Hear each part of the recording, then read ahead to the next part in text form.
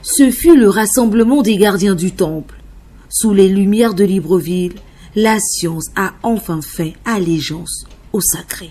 Ce n'est pas un jeu, ou bien ce n'est pas du folklore que lorsqu'on parle de l'Iboga, on balaie la question spirituelle d'un revers de la main pour dire qu'on va s'atteler qu'aux faits économiques, sans pour autant justement faire allusion à ces faits qui est fondateur quand même et qui devait nous guider, nous orienter.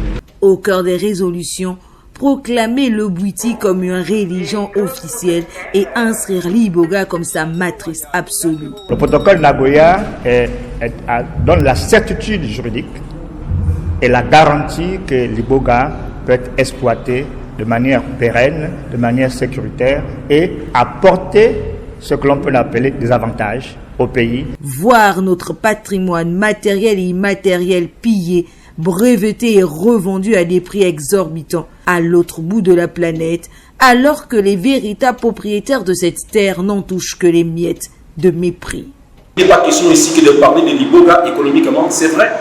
Nous avons le plan national de croissance qui manque des objectifs, par exemple, réduire le chômage, l'employabilité des jeunes, beaucoup de choses, développer, transformer le monde vert en produits finis et en capital. C'est vrai, mais il faut tenir compte du milieu spirituel, il faut tenir compte du passé, il faut tenir compte du présent pour mieux assurer l'avenir. En sanctuarisant le Bwiti, le Gabon ne fait pas que préserver son passé, il verrouille les portes de son avenir pour que plus jamais on ne nous vole la sève de nos ancêtres.